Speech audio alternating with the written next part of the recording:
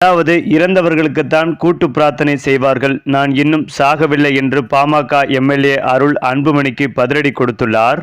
மேலும் பாமகவில் ராமதாஸ் சொல்வதே தங்களின் முடிவு என்று அருள் கூறிய நிலையில்தான் அவருக்கு இணை பொதுச் செயலாளர் பொறுப்பு அளித்து ராமதாஸ் அறிவித்துள்ளார்.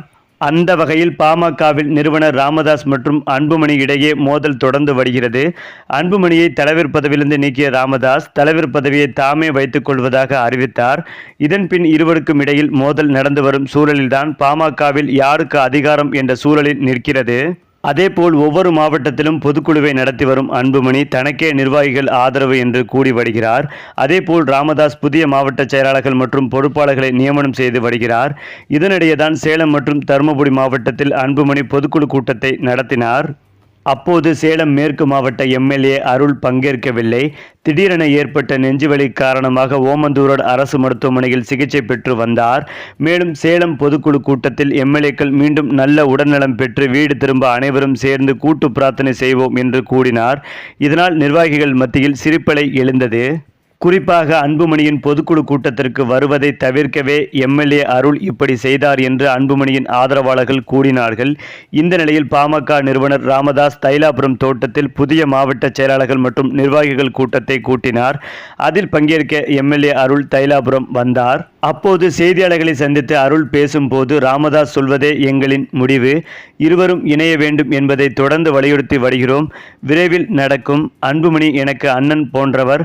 உடல்நலம் பாதித்து சிகிச்சையில் இருந்தபோது அன்புமணி நலம் விசாரிக்கவில்லை. கூட்டு பிரார்த்தனை என்பது இறந்தவர்களுக்குத்தான் செய்வார்கள். அதேபோல் நான் இன்னும் சாகவில்லை, உயிருடன் தான் இருக்கிறேன். அன்புமணி கூட்டத்தில் கலந்து கொள்ள வேண்டாம் என்று தவிர்ப்பதற்கு யாராவது மருத்துவமனையில் சென்று சிகிச்சை எடுப்பார்களா?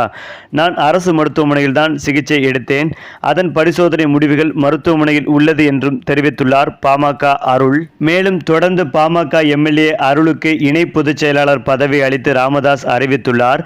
இது குறித்து ராமதாஸ் பேசும்போது அருளுக்கு இமயமலை அளவிற்கு பொறுப்பு கொடுத்துள்ளோம், அருள் எப்போதும் என்னுடன் தான் இருப்பார் என்று கூறி உள்ளார். இதனால் அன்புமணி என்ன செய்ய போகிறார் என்ற கேள்வி எழுந்தது. இந்த சூழ்நிலையில்தான் ராமதாசும் அன்புமணிக்குமான மோதல் இன்னும் முடிவுக்கு வராததால் மன வருத்தத்தில் இருந்துள்ளார் பாமக அருள். குறிப்பாக பலமுறை சமாதானம் பேசியிருக்கிறார். ஆனால் அவர்கள் இருவரும் சேர்ந்து பயணிக்க மாட்டார்கள் என்பது தற்போது உறுதியானதால் ராமதாசும் வேண்டாம், இந்த அன்புமணியும் வேண்டாம் என்று முடிவெடுத்து பாமக அருள் விரைவில் திமுகவில் இணைய முடிவெடுத்துள்ளார்.